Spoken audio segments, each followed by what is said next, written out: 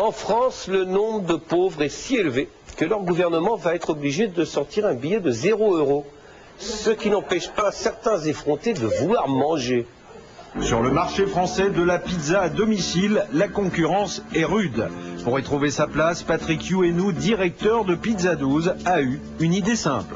Toutes les pizzas se ressemblent. Moi, mon idée, c'est de proposer aux clients des pizzas 50% moins chères. Pour y parvenir, Patrick Youenou a tout misé sur les délocalisations. Une stratégie qui, aujourd'hui, porte ses fruits. Nous sommes ici à Paris, chez Laurent Montel, étudiant en faculté. Ce soir, il y a un match de football à la télé. Laurent a décidé de manger une pizza. Il la commande chez Pizza 12. Un seul impératif pour Laurent, commander le matin pour le soir. Ah non, c'est pas un problème, il suffit de prévoir. Car ce qui intéresse Laurent avant tout, c'est le prix. Ce soir, il a choisi de commander une pizza reine. Pizza 12? Hello, I would like to order a pizza. Laurent ne sait pas que son appel est traité ici, à Bombay, en Inde, par une centrale d'appel. Hello, mister. What won't we do sometime? Laurent est un habitué de Pizza 12. Pour finaliser sa commande, il a acheté un dictionnaire bengali-français, français-bengali. Salam Saïd. Il est 8 h du matin, Laurent va à la fac. Pendant ce temps-là, c'est une véritable course contre la montre qui s'organise.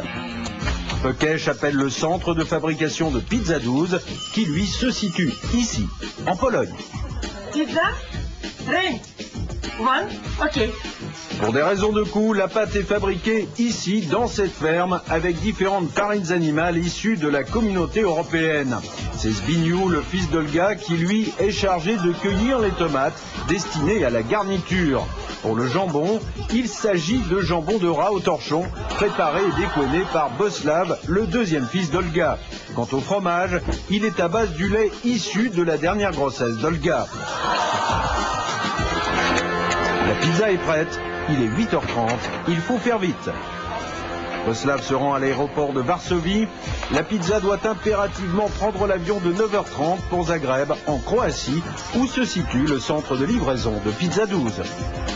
La pizza, placée par Boslav dans le train d'atterrissage du Boeing 707, restera chaude.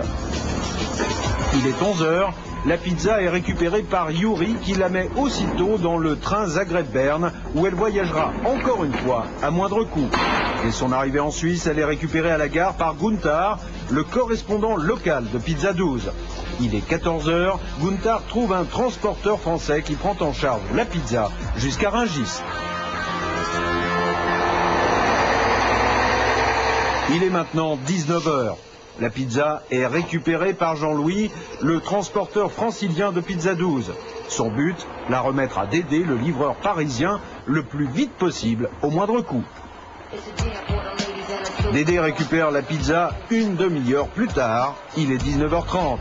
Dédé, selon la charte de qualité Pizza 12, a laissé réchauffer la pizza pendant 15 minutes avant de la livrer au client.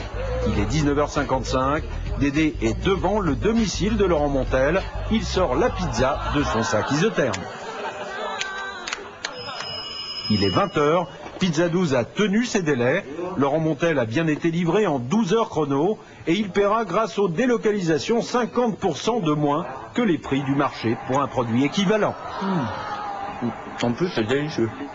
Une pâte moelleuse, une sauce tomate savoureuse et de la mozzarella onctueuse, c'est une recette et un savoir-faire signé Pizza 12. Par contre, les champignons, c'est signé Dédé.